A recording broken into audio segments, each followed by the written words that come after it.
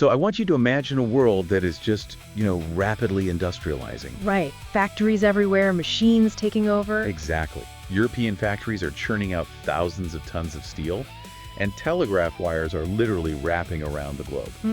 But amidst all this cold, hard science, a former Catholic deacon is sitting in a darkened London turret, getting ready to summon a ghost. Which sounds completely counterintuitive for the time, right? It really does. I'm your host, and today we're jumping right into this wild contradiction. Because this guy wasn't rejecting the new industrial era, and he definitely wasn't clinging to, medieval superstition. No, not at all. I mean, I'm our resident expert for today's deep dive, and I can tell you he was doing something way more radical. He was actually trying to logically explain the mechanics of the unseen. Yeah, he was attempting to prove that high magic and rigorous science were ultimately the exact same thing. So for our deep dive today, we are plunging into the mind of that man, the 19th century French occult philosopher Eliphas Lévy. We're going to specifically look at his masterwork, Dogme et Rituel de la Haute Magie. Specifically, Key 2, Unit 8, which is all about religion. Right. And just to set the stage for you listening, we aren't talking about stage tricks or, spooky fairy tales here. We're looking at a grand, meticulous intellectual framework. Yeah, Lévy was attempting this monumental task of reconciling Orthodox religion with esoteric wisdom. Basically, he wanted to strip away the myths to reveal the functional machinery underneath. Okay, let's unpack this. Because to understand Lévy's revolutionary ideas, we first have to look at the massive elephant in the room. Oh, the paradox of prohibition. Exactly. If magic is a legitimate science, like he claims, why did major religions like Christianity and Judaism spend centuries trying to completely stamp it out? Well, Lévy actually flips that whole historical narrative completely on its head. He argues that established religions didn't destroy magic at all. Wait, really? Because history kind of makes it look like they tried pretty hard. They did, but in their fierce campaigns to suppress it, they inadvertently acted as protective vaults. By banning ceremonial magic, they safeguarded the uninitiated from anarchic forces they couldn't handle. Okay, that makes sense, like keeping a dangerous tool away from kids. Right. But at the same time, by legally condemning these ancient rites, the church inadvertently preserved the exact architecture of the magic within their own texts. That is wild. By documenting the heresy, they created a time capsule for it. Exactly. And you can see this clearly when you break down the vocabulary Lévy uses. As someone depthly educated in Latin and Greek, he understood the forensic power of language. So what kind of words are we talking about here? Take the word proscribed. The church prescribed these ancient rituals. We usually think that just means prohibited. Right, like banned or outlawed. But Lévy points to the literal Latin root, proscribere, which means to write out in public. In ancient Rome, it literally meant publishing an outlaw's name on a public tablet. Oh, wow. So by drafting these highly detailed legal documents outlawing specific rituals, the church effectively published a manual of those very rites. Exactly. They preserved the structural outline of the magic in the very act of condemning it. It's the ultimate backfire of censorship. It's like a government banning a controversial book, right? Oh, absolutely. Like they read excerpts of it into the congressional record to show how dangerous it is, and all they do is make it a wildly popular underground bestseller. Prohibition is just the ultimate incubator of desire. That's a perfect analogy. And Lévy applies that same analytical lens to the word evocation. Right, the banning of calling up spirits. Yeah. The Latin root evocare means to call out of the shadows. But Lévy connects this to the Hebrew concept of kavanah, which means directed, localized spiritual intention. Ah, so it's not just about saying spooky words in the dark. No, it's the conscious, laser-focused will that animates a ritual. So when the church banned evocation, they were really legally prohibiting directed spiritual intention outside of their approved liturgy. And he does the same thing with the word sacrifice, doesn't he? Taking it away from the literal bloody altars. He does. The Latin sacrificium just means making an action sacred. Lévy makes it emphatically clear that the old physical shell of ancient magic, the bloody barter system, is dead. So the church preserved the container, but Lévy is basically upgrading the operating system inside it. Exactly. The intention, the kavanah, is transferred into a refined psychological framework. But wait, I have to push back on this traditional narrative for a second. So state religions didn't outlaw magic because they thought it was fake nonsense. They outlawed it because they feared it actually worked outside their jurisdiction. If we connect this to the bigger picture, Levy's thesis is that at the highest levels of initiation, the ecclesiastical apparatus absolutely recognized a genuine threat. A threat to their monopoly. Yes, exactly. It brings us to the concept of usurpation. The Latin usurpare means taking possession through action rather than inherited pedigree. Right, like the Levites in ancient Israelite orthodoxy. They were the only ones allowed to tend the altars by divine right. Exactly. A centralized priesthood relies on that strict monopoly, but the magician operates entirely outside that pedigree. Because the magician just learns the rules of the universe. Right. They command a result by mastering natural laws. The magician is basically an unlicensed mechanic fixing the cosmos. I love that. An unlicensed mechanic. Yeah, they bypass the ecclesiastical middleman entirely, and no centralized institution can tolerate an unlicensed mechanic operating outside their control structure. Because if some local philosopher can just coax a miracle out of the ether, the whole priesthood becomes completely unnecessary. Which is why Levy specifically targets how religions weaponize miracles against the vulgaris, the uninitiated masses. Right, the root of miracle, mirabilis, just means to gaze upon with astonishment. Exactly. Institutions claimed miracles were proprietary interventions from God rule-breaking events only they could facilitate. But Levy strips that awe away. He says miracles aren't rule-breaking divine interventions at all. They are just natural, reproducible mechanics. It's a profound act of intellectual liberation. He reclassifies the supernatural as just the unstudied natural. Okay, so once you strip away the awe of a miracle and call it a natural mechanic, what exactly is the machinery the magician is operating? This is where Levy introduces his grand pivot, the concept of the astral light. The astral light. So functionally, what is that? You can think of it as a universal plastic medium.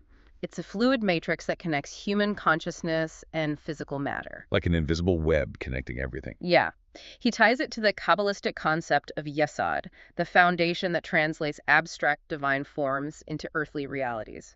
In modern terms, it's remarkably similar to the quantum field. Oh, wow. So it's this cosmic, invisible clay that responds directly to concentrated human will. Exactly. It holds the memory of all form and desire, and Levy actually put this theory to the test. Right, the 1854 evocation in London. Yeah, prompted by the English occultist Edward Bulwer-Lytton, Levy spent 3 weeks in intense preparation, strict diet, isolation, meditations. All to summon the spirit of Apollonius of Tyana, a first-century Greek philosopher. Which, I have to say, summoning a ghost in a turret sounds exactly like the spooky superstition he was trying to dismantle. It really does sound like that on the surface.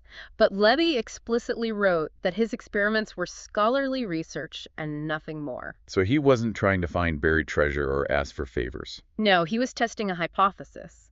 He wanted to prove that the human nervous system, when fortified by an iron will, can act as a literal focal lens upon the astral light. Here's where it gets really interesting.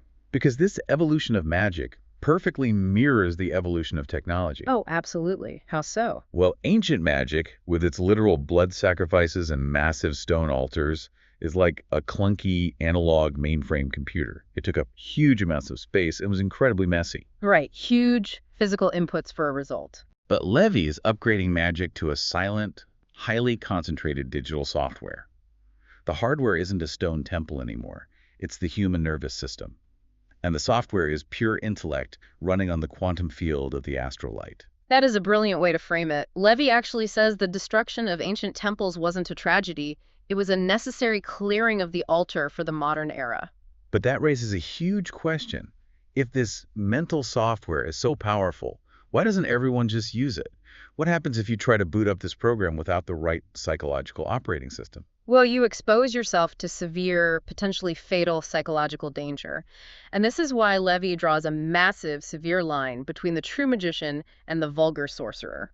Because to most people today, those are just synonyms. Right, but philosophically and etymologically, they are polar opposites. Sorcerer comes from the Latin sortiarius, a caster of lots. Someone enslaved to chance and low desires. Exactly. They try to coerce the unseen world for petty material gain. They're slaves to their own impulses. So they're the ones trying to hex their neighbor or win the lottery, rather than seeking actual cosmic understanding. Yes.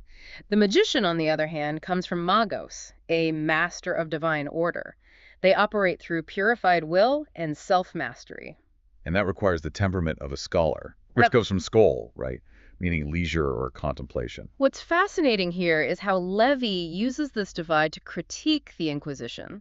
The physical violence was horrific, but the true tragedy was the epistemological distortion. Because they gave power to fanatics instead of true scholars. Exactly. Brilliant scholars like Giordano Bruno, who proposed an infinite universe, were burned at the stake by institutions that surrendered to fanatical madness and, in Levy's words, hysterical girls. And we should touch on that phrase, hysterical girls, because hysteria had a very specific meaning in the 19th century. It did. The root is hystera, meaning womb, but in this context, it represented an unguided, chaotic emotional surge.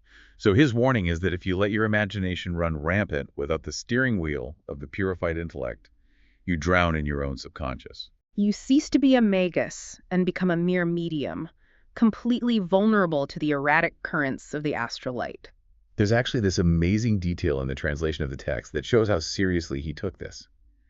The English translator softened his French. Oh, right, the curious studies line. Yeah.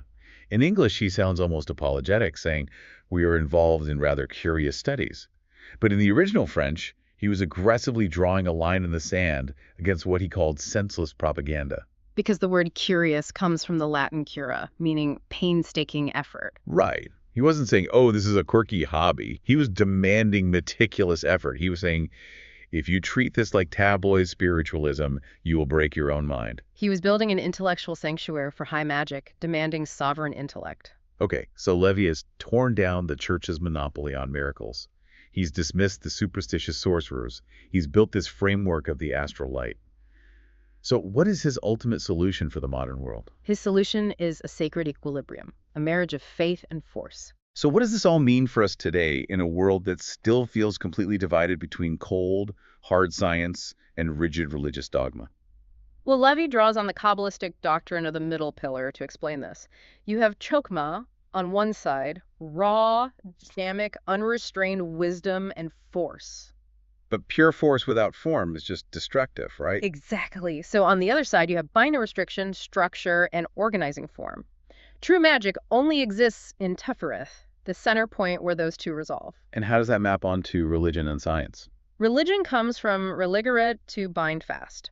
It acts as the structural vessel, providing moral equilibrium and protecting the uninitiated. And science? Science comes from sire, to know or discriminate. It provides the precise geometry and cold verification of the astral light. I love this physical analogy for it. It's like a river. Religion is the sturdy banks of the river, and science or high magic is the rushing water. That's a perfect visualization. Because if you only have the rushing water force without structure, you get a chaotic flood. That's the madness and hysteria of the unbalanced sorcerer. Right, it destroys everything. But if you only have the river banks with no water, you just have a dry, dead trench. That's fossilized, dead religious dogma. You absolutely need both the banks and the water for the current of the astral light to flow safely. So bring this all back to you, the listener. Why does a 19th century French occultist matter today? Well, look at our modern era. Exactly. We live in an era of endless information overload and algorithmic propaganda designed to harvest our panic. Levy's call for the equilibrium of will and wisdom is basically the ultimate shortcut to being a truly sovereign thinker today. It's about not being a passive consumer of modern miracles, whether those are headlines or tech marvels. Right. Today, we've traversed everything from religious prohibitions secretly preserving ancient rites to demystifying miracles as open-source natural laws. We mapped the dangerous divide between the intellectual magician and the superstitious sorcerer. And we culminated in that ultimate marriage of science and religion. Which leaves us with one final provocative thought for you to explore on your own. And this is the really wild part to consider. Yeah. If Levy is right that the astral light is an impressionable, universal medium that responds directly to our concentrated will and holds the memory of all form and desire. What kind of reality are we unconsciously projecting into that quantum field every single day? Exactly. With our unchecked anxieties, our doom scrolling, and our unexamined beliefs. Are we operating as sovereign magicians of our own lives, or are we just vulgar sorcerers, completely at the mercy of our lowest impulses? It really makes you think about your daily psychological hygiene. It definitely does. The magic hasn't left the room. We just had to decide how we're going to wield it. Until next time.